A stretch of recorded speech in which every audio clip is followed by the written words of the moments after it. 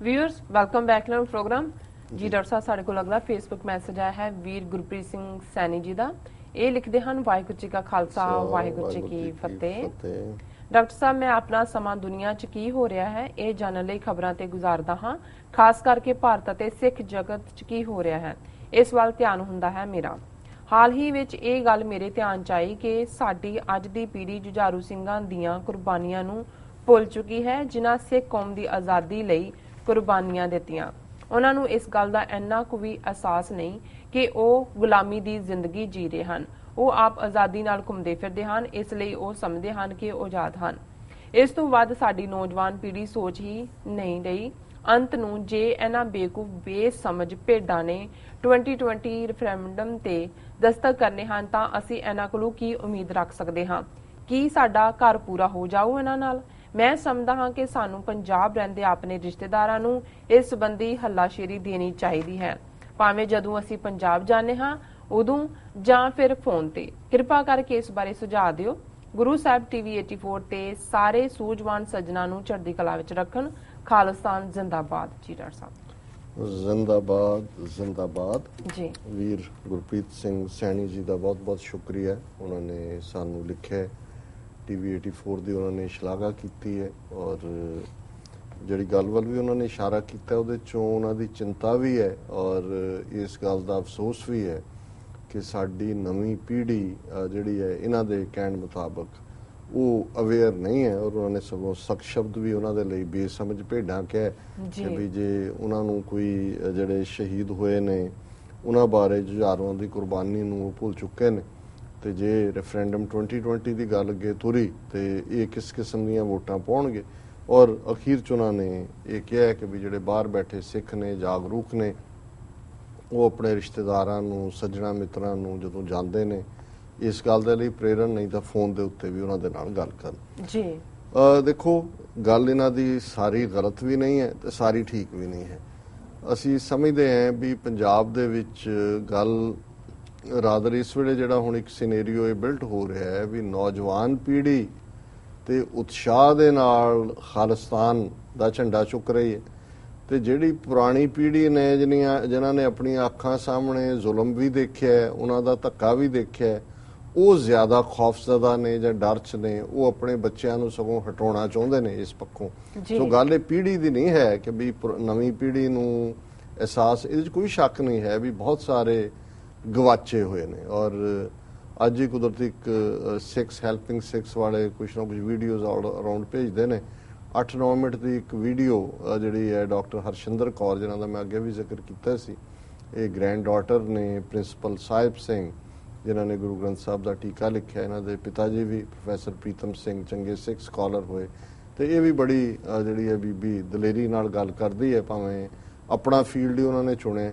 ਔਰ ਉਹਨਾਂ ਨੇ ਉਹ 8-9 ਮਿੰਟ ਦੇ ਵਿੱਚ ਹੀ ਪੰਜਾਬ ਦੇ ਹਾਲਾਤ ਕੀ ਨੇ ਔਰ ਵੰਗਾਰ ਸੀ ਉਹ ਸਾਰੀ, ਜਿਵੇਂ ਮਾਈ ਭਾਗੋ ਵਾਲੀ ਵੰਗਾਰ ਸੀ ਕਿ ਤੁਸੀਂ ਕਿੱਥੇ ਹੋ, ਅੱਜ ਤੁਸੀਂ ਕੀ ਕਰ ਰਹੇ ਹੋ, ਆਪਣੀਆਂ ਕੁੱਖਾਂ ਦੇ ਵਿੱਚ ਆਪਣੀਆਂ ਬੱਚੀਆਂ ਨੂੰ ਮਾਰ ਰਹੇ ਹੋ, ਸ਼ਰਾਬ ਦਾ ਨਸ਼ਾ ਔਰ ਦੂਸਰਾ ਉਹਨੇ ਨਪੁੰਸਕ ਬਣਾ ਦਿੱਤਾ ਹੈ ਤੁਹਾਨੂੰ। ਉਹਨੇ ਕਿਹਾ ਜੀ, ਔਰ ਮੈਨੂੰ ਇਹ ਫੈਕਟਸ ਨਹੀਂ ਸੀ ਪਤਾ, ਉਹਨੇ ਕੋਈ UN ਦੇ ਹਵਾਲੇ ਨਾਲ ਕਿ ਜਿਹੜਾ ਹੁਣ ਅੱਜ ਥਾਂ ਥਾਂ ਤੇ ਫਰਟੀਲਿਟੀ ਕਲੀਨਿਕ ਖੁੱਲ੍ਹੇ ਨੇ, ਜੇ ਕਿਸੇ ਵੇਲੇ ਜਿਹੜਾ ਐਡਲਟ ਪੰਜਾਬੀ ਜਾਂ ਸਿੱਖ ਦਾ ਸਪਰਮ ਕਾਊਂਟ 50,000 ਸਮਥਿੰਗ ਸੀ ਉਹ 15,000 ਤੇ ਆ ਗਿਆ ਨਤੀਜੇ ਦੇ ਤੌਰ ਤੇ।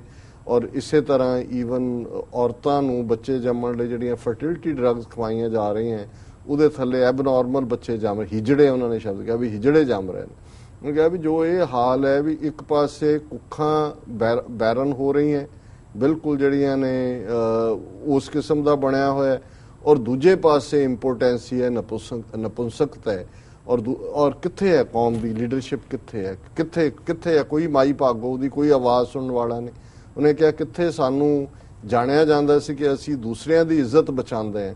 ਅੱਜ ਉਹਨਾਂ ਨੇ 30% ਫਿਗਰ ਦਿੱਤੀ ਕਿ ਵੀ ਘਰਾਂ ਦੇ ਵਿੱਚ ਨਸ਼ਿਆਂ ਦਾ ਇੰਨਾ ਕੁ ਪ੍ਰਭਾਵ ਕਿ 30% ਬੱਚੀਆਂ ਆਪਣੇ ਚਾਚਿਆਂ ਤਾਇਆਂ ਤੇ ਦੂਜਿਆਂ ਦੇ ਹੱਥੋਂ ਜਿਹੜਾ ਹੈ ਉਹਨਾਂ ਦੇ ਨਾਲ ਜਿਹੜੀ ਹੈ ਉਹ ਧੱਕੋਜ਼ੋਰੀ ਹੋ ਰਹੀ ਹੈ। ਉਹਨੇ ਕਿਹਾ ਵੀ ਬਾਹਰ ਗਲੀਆਂ ਦੇ ਵਿੱਚ ਜਾਂ ਦੂਜੇ ਜਾਓ ਤਾਂ ਗੁੰਡਿਆਂ ਦੀਆਂ ਗੈਂਗਾਂ ਜਿਹੜੀਆਂ ਨੇ ਕਰ ਰਹੇ। ਉਹਨੇ ਕਿਹਾ ਕਿੱਥੇ ਗਏ, ਇਹ ਗੁਰੂਆਂ ਦੀ ਧਰਤੀ ਹੈ, ਤੁਸੀਂ ਸਿੱਖ ਹੋ, ਤੁਸੀਂ ਕਿਸ ਫਖਰ ਦੇ ਨਾਲ ਤੁਸੀਂ ਆਪਣੇ ਆਪ ਨੂੰ। ਔਰ ਮੈਂ ਹਾਲਾਂਕਿ ਬਹੁਤ ਸਾਰੇ ਫੈਕਟਸ ਮੈਂ ਵੀ ਦੇਖਦਾ ਪੜ੍ਹਦਾ, ਜਿਵੇਂ ਉਹਨਾਂ ਨੇ ਕੰਸੋਲੀਡੇਟ ਕਰਕੇ ਗੱਲ ਕਹੀ, ਇੱਕ ਵਾਰੀ ਤੁਹਾਨੂੰ ਜਿਹੜਾ ਹੈ ਉਹ ਸਿਰ ਤੋਂ ਪੈਰਾਂ ਤੱਕ ਕੰਬਣੀ ਛਿੜ ਜਾਂਦੀ ਹੈ ਕਿ ਵੀ ਇਹ ਅਸੀਂ ਕਿੱਧਰ ਨੂੰ ਜਾ ਰਹੇ। ਔਰ ਜਦੋਂ ਹੁਣ ਸੈਂਸਸ ਦੇ ਹਵਾਲੇ ਨਾਲ ਆਇਆ ਹੈ ਕਿ ਹਿੰਦੂ 4% 2% ਅਪ ਤੇ 2% ਮੇਨਟੇਨ ਹੋਏ ਨੇ ਪੰਜਾਬ 'ਚ, ਹੁਣ ਉਹ ਕਹਿੰਦੇ ਮਾਈਗ੍ਰੇਸ਼ਨ ਬਹੁਤ ਇੱਥੋਂ ਚਲੇ ਗਏ ਜੀ ਇੱਧਰ ਉੱਧਰ। ਸਾਨੂੰ ਦੋ ਭੈਣਾਂ ਨੇ ਲਿਖਿਆ ਕਿ ਜੀ ਤੁਸੀਂ ਬੇਸ਼ੱਕ ਡਿਸਕਸ ਕੀਤਾ ਪਰ ਇਹਨੂੰ ਤੁਸੀਂ ਮੋਰ ਐਲੈਬੋਰੇਟਲੀ ਡਿਸਕਸ ਕਰੋ, ਅਸੀਂ ਆਉਣ ਵਾਲੇ ਦਿਨਾਂ 'ਚ ਇਸ ਨੂੰ ਦੇਖਾਂਗੇ।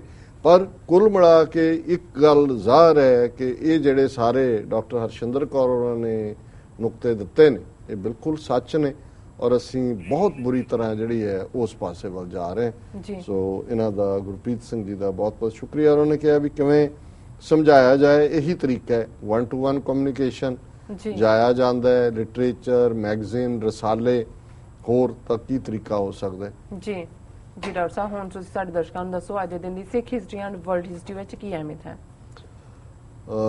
ਤੁਸੀਂ ਬ੍ਰੇਕ ਦਾ ਵਕਤ ਲੰਘ ਗਿਆ। ਹਾਂਜੀ। ਅੱਛਾ ਫਿਰ ਤੁਸੀਂ ਤਿੰਨਾਂ ਜੱਤ ਕੀ ਮੁਕਾ ਦੇਣਾ ਹੈ ਜੀ। ਸਿੱਖ ਇਤਿਹਾਸ ਦੇ ਹਵਾਲੇ ਨਾਲ 1921 ਦੇ ਵਿੱਚ SGPC ਨੇ ਆਪਣਾ ਜਿਹੜੀ ਕਿ ਅਕਾਲ ਤਖਤ ਤੇ ਜੁੜ ਕੇ ਬਣੀ, ਉਹਨੇ ਆਪਣਾ ਕੰਮ ਸ਼ੁਰੂ ਕੀਤਾ। ਬਾਬਾ ਖੜਕ ਸਿੰਘ ਜਿਹੜੇ ਨੇ ਉਸ ਦੇ ਪ੍ਰਧਾਨ ਚੁਣੇ ਗਏ।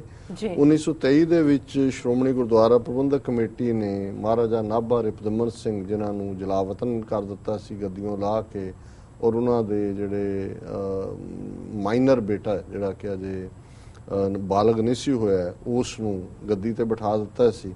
ਇਸ ਦੇ ਖਿਲਾਫ SGPC ਨੇ ਮਤਾ ਕੀਤਾ ਸੀ ਕਿ ਵੀ ਇਹਦੇ ਲਈ ਜਿਹੜਾ ਅਸੀਂ ਪ੍ਰੋਟੈਸਟ ਕਰਾਂਗੇ। ਸੋ ਅੱਜ ਦੇ ਦਿਨ ਜੈਤੋ ਦੇ ਵਿੱਚ ਵੱਡਾ ਇੱਕ ਦੀਵਾਨ ਇਸ ਦੇ ਲਈ ਸਜਾਇਆ ਗਿਆ। ਵਰਲਡ ਹਿਸਟਰੀ ਦੇ ਹਵਾਲੇ ਨਾਲ 1667 ਦੇ ਵਿੱਚ ਜਿਹੜਾ ਹਰੀਕੇਨ ਤੂਫਾਨ ਪਹਿਲਾ ਜਿਹਦਾ ਰਿਕਾਰਡ ਹੈ US ਦੇ ਵਿੱਚ, ਉਹ 1667 ਦੇ ਵਿੱਚ ਰਿਕਾਰਡਡ ਹੈ। 1776 ਦੇ ਵਿੱਚ ਬ੍ਰਿਟਿਸ਼ ਨੇ ਅਮਰੀਕਨਾਂ ਨੂੰ ਜੇਮਸ ਟਾਊਨ ਵਰਜੀਨੀਆ 'ਚ ਜਿਹੜਾ ਹੈ ਉਹ ਲੌਂਗ ਆਈਲੈਂਡ ਨਿਊਯਾਰਕ ਦੇ ਵਿੱਚ ਡਿਫੀਟ ਕੀਤਾ ਜੀ। 1783 ਦੇ ਵਿੱਚ ਪਹਿਲਾ ਹਾਈਡਰੋਜਨ ਬੈਲੂਨ ਫਲਾਈਟ ਹੋਈ, ਉਹਦੇ 'ਚ ਬੰਦਾ ਨਹੀਂ ਸੀ ਪਰ ਉਹ 900 ਮੀਟਰ ਉਚਾਈ ਤੱਕ ਪਹੁੰਚੀ, 900 ਮੀਟਰ ਐਲਟੀਟਿਊਡ ਤੇ। 1941 ਚ ਸ਼ਾਹ ਆਫ ਈਰਾਨ ਨੇ ਆਪਣਾ ਤਖਤ ਜਿਹੜਾ ਹੈ ਆਪਣੇ ਬੇਟੇ ਰਜ਼ਾ ਪਹਿਲਵੀ ਦੇ ਲਈ ਛੱਡਿਆ, ਕਿਉਂਕਿ ਉਹ ਪੀਰੀਅਡ ਸੀ ਕਿ ਅਮਰੀਕਾ ਔਰ ਇੰਗਲੈਂਡ ਨੇ ਮਿਲ ਕੇ, ਰਸ਼ੀਆ ਔਰ ਇੰਗਲੈਂਡ ਨੇ ਈਰਾਨ ਤੇ ਹਮਲਾ ਕੀਤਾ ਸੀ, ਕਿਉਂਕਿ ਈਰਾਨ ਜਿਹੜਾ ਉਹ ਜਰਮਨੀ ਨਾਲ ਹਮਦਰਦੀ ਰੱਖਦਾ ਸੀ। ਸੋ ਉਹਨੇ ਰਜ਼ਾ ਪਹਿਲਵੀ ਫਿਰ 1979 ਜਦੋਂ ਆਇਤੁੱਲਾ ਖਮੀਨੀ ਈਰਾਨ ਦੇ ਵਿੱਚ ਰੈਵੋਲੂਸ਼ਨ ਕਰਕੇ ਆਇਆ ਤੇ ਉਹਨੂੰ ਦੇਸ਼ ਚੋਂ ਕੱਢਿਆ। 1945 ਦੇ ਵਿੱਚ ਅੱਜ ਦੇ ਦਿਨ ਅਮਰੀਕਾ ਦੀ ਫੌਜ ਜਾਪਾਨ ਦੇ ਵਿੱਚ ਪਹੁੰਚੀ, ਕਿਉਂਕਿ ਉਹਨਾਂ ਨੇ ਆਲਰੇਡੀ ਸਰੈਂਡਰ ਕਰ ਦਿੱਤਾ ਸੀ ਜੀ। 1955 ਚ ਗਿਨੀ ਬੁੱਕ ਆਫ ਵਰਲਡ ਰੈਕਰਡਸ ਦੀ ਸ਼ੁਰੂਆਤ ਹੋਈ। ਅੱਜ ਕੋਈ ਟਮਾਟਰ 5 ਕਿਲੋ ਖਾ ਜਾਓ ਵੀ ਕਹਿੰਦਾ ਜੀ ਮੇਰਾ ਨਾਂ ਗਿਨੀ ਬੁੱਕ ਚ ਆ ਗਿਆ, ਕਿਸੇ ਨੇ ਕੋਈ ਹੋਰ ਡਰਾਮੇ ਕੀਤੇ, ਪਤਾ ਨਹੀਂ ਕੀ ਮਿਲਦਾ ਇਹਨਾਂ ਨੂੰ ਰਖਾ ਕੇ। ਪਰ ਕਈ ਐਸੇ ਹੀ ਜਿਹੜੀ ਹੈ ਜਿਹਨੂੰ ਤੁਸੀਂ ਕਹੋ ਕਿ ਵੀ ਨੌਨਸੈਂਸ ਕਈ ਕੰਮ ਹੁੰਦੇ ਨੇ, ਪਰ ਇਹ ਹੁੰਦਾ ਜੀ ਸਾਡਾ ਨਾਂ ਆ ਗਿਆ ਗਿਨੀ ਬੁੱਕ ਦੇ ਵਿੱਚ ਜੀ। 1979 ਦੇ ਵਿੱਚ ਆਇਰਿਸ਼ ਖਾੜਕੂਆਂ ਨੇ ਮਾਊਂਟ ਬੈਟਨ, ਇਹ ਉਹੀ ਮਾਊਂਟ ਬੈਟਨ ਹੈ ਭਾਰਤ ਦਾ ਪਹਿਲਾ governor general Lord Mount baton, ਇਹ ਰਿਸ਼ਤੇਦਾਰ ਵੀ ਸੀ ਰਾਇਲ ਜਿਹੜਾ ਖਾਨਦਾਨ ਦਾ ਨੇੜੂ ਸੀ, ਤੇ ਅੱਜ ਦੇ ਦਿਨ ਹਾਲਾਂ ਬੁੱਢਾ ਸੀ ਬਹੁਤ, ਆਇਰਿਸ਼ ਗੁਰੀਲਿਆਂ ਨੇ ਇਹਦੀ ਕਿਸ਼ਤੀ ਡੋਬ ਦਿੱਤੀ ਤੇ ਇਹਨੂੰ ਮਾਰ ਦਿੱਤਾ। ਸੋ ਇਹ ਆਇਰਿਸ਼ ਖਾੜਕੂਆਂ ਦੇ ਹਿੱਸੇ ਗਿਆ ਜੀ। 1991 ਚ ਮੋਲਦਾਵੀਆ ਜਿਹੜੀ ਹੈ ਉਹਨੇ ਮੁਲਕ ਨੇ ਆਪਣੀ ਆਜ਼ਾਦੀ USSR ਤੋਂ ਡਿਕਲੇਅਰ ਕੀਤੀ। 2012 ਚ ਕਿਉਰੋਸਿਟੀ ਮਾਰਸ ਦੇ ਉੱਤੇ, ਮੰਗਲ ਦੇ ਉੱਤੇ ਜਿਹੜਾ ਇਹਨਾਂ ਦਾ ਰੋਵਿੰਗ ਹੈ, ਉਸ ਨੇ ਆਪਣਾ ਪਹਿਲਾ ਆਡੀਓ ਰਿਕਾਰਡਿੰਗ ਜਿਹੜੀ ਹੈ ਹਿਊਮਨ ਵੌਇਸ ਦੇ ਵਿੱਚ ਉਹ ਰਿਲੇ ਕੀਤੀ, ਔਰ ਇਹ ਪਹਿਲੀ ਵਾਰ ਸੀ ਕਿ ਕਿਸੇ ਹੋਰ ਪਲੈਨਟ ਤੋਂ ਇਨਸਾਨੀ ਆਵਾਜ਼ ਜਿਹੜੀ ਹੈ ਉਹ ਰਿਕਾਰਡਡ ਸੁਣੀ ਗਈ। ਜੀ ਡਾਕਟਰ ਸਾਹਿਬ, ਤੁਹਾਡਾ ਬਹੁਤ ਬਹੁਤ ਧੰਨਵਾਦ। ਹੁਣ ਤੁਸੀਂ ਸਾਡੇ ਦਰਸ਼ਕਾਂ ਨੂੰ ਦੱਸੋ ਅੱਜ ਦਾ ਵਿਚਾਰ। ਅੱਜ ਦੇ ਵਿਚਾਰ ਲਈ ਅਸੀਂ ਪੰਜਵੇਂ ਪਾਤਸ਼ਾਹ ਦਾ ਇੱਕ ਸ਼ਲੋਕ ਫੁਨਹੇ ਮਹੱਲਾ 5ਵਾਂ ਚੋਂ ਪਿਕ ਕੀਤਾ ਜੀ, ਔਰ ਉਹ ਸ਼ਲੋਕ ਹੈ, ਸਤਿਗੁਰ ਕੀਨੀ ਦਾਤ ਮੂਲ ਨਾ ਨਿਖੁਟਈ, ਖਾਵੋ ਪੁੰਚੋ ਸਭ ਗੁਰਮੁਖ ਛੁਟਈ, ਅੰਮ੍ਰਿਤ ਨਾਮ ਨਿਧਾਨ ਦਿੱਤਾ ਤੁਸ ਹਰ, ਨਾਨਕ ਸਦਾ ਅਰਾਧ ਕਦੇ ਨਾ ਜਾਏ ਮਰ ਜੀ। ਗੁਰੂ ਅਰਜਨ ਸਾਹਿਬ ਇਸ ਦੇ ਵਿੱਚ ਫਰਮਾਉਂਦੇ ਨੇ ਕਿ ਜਦੋਂ ਅਕਾਲ ਪੁਰਖ ਟੁੱਟ ਕੇ, ਜਦੋਂ ਸਤਿਗੁਰ ਸ਼ਬਦ ਹੁੰਦਾ ਹੈ, ਬਹੁਤ ਵਾਰ ਇਹ ਅਕਾਲ ਪੁਰਖ ਵਾਚਕ ਹੁੰਦਾ ਹੈ, ਗੁਰੂ ਸਤਿਗੁਰੂ, ਕਈ ਵਾਰ ਗੁਰੂ ਸਾਹਿਬਾਨ ਦੇ ਬਾਬਤ ਵੀ ਵਾਚਕ ਵੀ ਹੁੰਦਾ ਹੈ, ਪਰ ਮੋਸਟ ਆਫ ਦਾ ਟਾਈਮ ਕਿ ਜਦੋਂ ਅਕਾਲ ਪੁਰਖ ਟੁੱਟ ਕੇ ਦਾਤ ਬਖਸ਼ਦੇ ਨੇ, ਕਿਹੜੀ ਦਾਤ?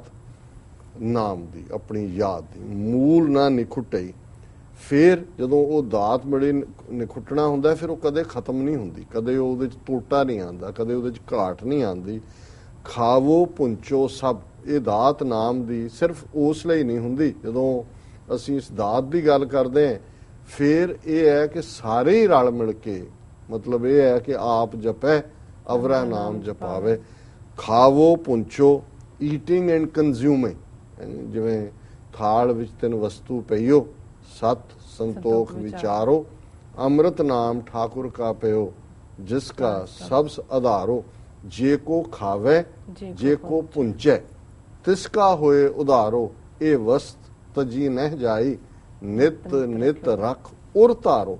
दिल दे नाल तम संसार, संसार हनेरा चरण लग तरीए, जे तरिया जा सकदा है ते शब्द रूपी गुरु दे चरनां नाल तम संसार चरण लग तरीए, सब नानक ब्रह्म पसारो। सारे पासे फिर ब्रह्म दा पसारा नजर आंदा है। तो गुरु साहब फरमांदे ने खावो पुंचो सब गुरमुख छुटई, कि ਇਹ ਜਦੋਂ ਨਾਮ ਦਾ ਖਜ਼ਾਨਾ ਤੁਸ ਜਿਹੜਾ ਗੁਰੂ ਨੇ ਦਿੱਤਾ ਹੈ ਉਸ ਨੂੰ ਅਸੀਂ ਖਾਂਦੇ ਆਂ, ਪੁੰਚਦੇ ਆਂ ਤੇ ਫਿਰ ਛਟਕਾਰਾ ਹੁੰਦਾ ਹੈ ਮਾਇਆ ਦੀ ਜਕੜ ਚੋਂ, ਕਾਮ ਕ੍ਰੋਧ ਲੋਭ ਮੋਹ ਹੰਕਾਰ ਤੋਂ ਅਸੀਂ ਐਮੈਂਸੀਪੇਟ ਹੁੰਦੇ ਆਂ, ਲਿਬਰੇਟ ਹੁੰਦੇ ਆਂ।